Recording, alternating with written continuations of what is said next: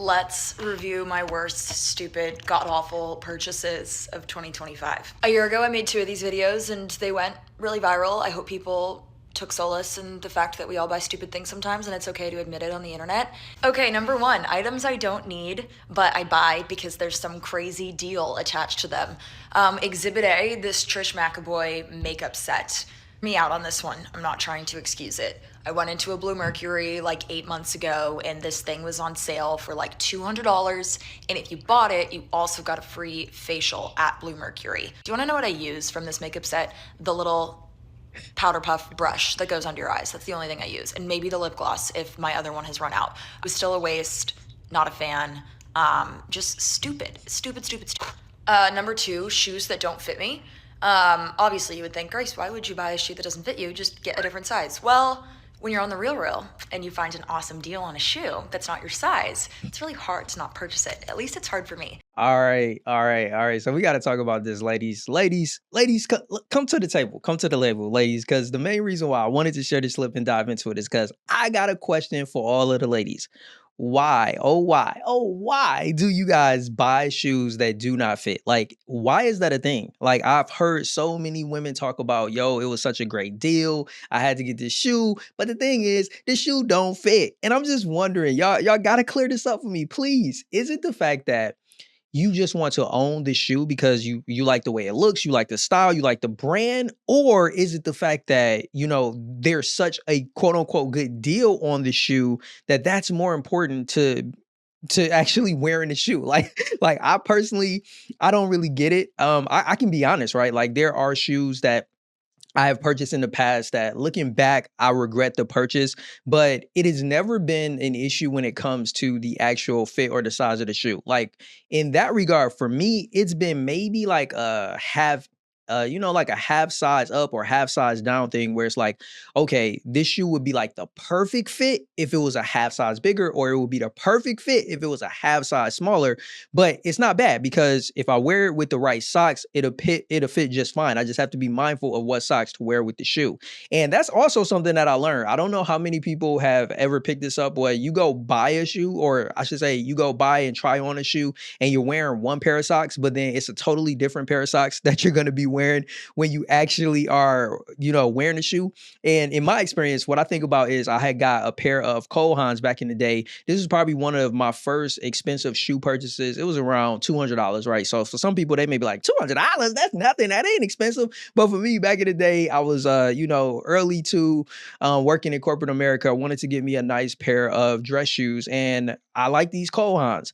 The mistake that I made is when I went to the store to actually go try the shoes on, I was wearing like regular, I guess you could say like cotton socks, not the dress socks that I would be wearing on an everyday basis to work when I got on, my dress slacks or my suit or what have you. But then when I went to go put those shoes on and wear them to work for the first time, and all I had on was my dress socks, oh my gosh, like those shoes, like the back of it rubbed up against my heel. It was like the worst. So what I realized and how I remedied it was I started to put on like a cotton sock first, and then I would put my dress sock on over the cotton sock. And then when I did that, it was the perfect fit. It didn't rub. And I was like, okay, I made the best of it. See, that to me is making it work, not just going and buying a shoe that just totally doesn't fit. So I'm curious, am I the only one? Has anybody else like made a mistake of going and buying a shoe, you had the wrong sock on, and then when you actually put this thing on, you're like, oh my gosh, like this doesn't fit as well as it did in the store? And have you ever had to, kind of remedy or kind of put some type of thing together to make it a much better fit? I'd be very curious to know if I'm not the only one that has ever done that. But ladies, please help me to understand why you guys buy shoes that don't fit, because it just doesn't make any sense to me. So we got one more clip that we're going to dive into. Let me pull this one up. This is going to be another great one that I can't wait to get into with you guys. Here are some things that I regret buying in 2025 because I refuse to come on this app and pretend that I don't make very stupid, impulsive purchases. The first one might be a little controversial because, of course, I think everyone has different experiences, but I got a lymphatic drainage massage. Here are the before and after photos of my lymphatic drainage massage, and I understand that you're not supposed to like lose weight or anything, but I thought I would see a little bit of a difference or feel a little bit of a difference in my digestive expensive. For $200, I didn't even feel relaxed. I didn't feel any sort of positive way, so I will not be doing those again. This is consumerism final boss. The Array Tone Gummies. Yeah, I paid $60 for creatine. This is basically what it is. They're gummies. They do not taste good. They're very chalky. I would rather just take creatine like as a dry scoop or in like some type of smoothie or water or something. Yeah. Oh my goodness. Yeah. I don't know why she bought those creatine gummies.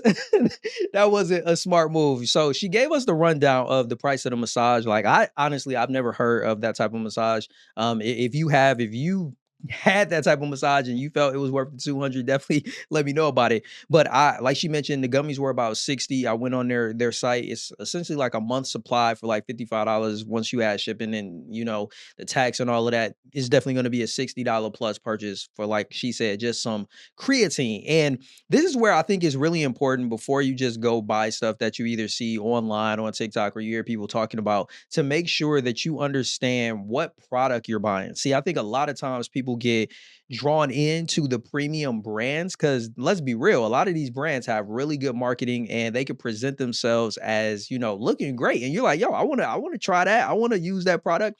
And sometimes the products are good, but you'll find that sometimes premium brands are actually selling you basic products with a markup. It's the whole debate that people have about buying store bought versus buying name brand products. At the end of the day, the product in many cases is exactly the same. But there are some instances where that's not the case. But if you do not do your research, you could essentially be buying something that you could have got at a much cheaper rate if you were able to just not buy the thing with the name brand on it. I understand some people love their name brands and they don't care how much the markup is, they're going to do it. So for me, it's all about doing your research, especially on a product that's going to run you 50 to $60 for it, something that you're buying online, something that you don't know anybody else who's used it. You didn't get the opportunity like a Costco to be able to try it out before you buy it. In those instances, you definitely want to do your research to make sure you understand what is it that you're buying so that you can make sure you're not paying for a premium product.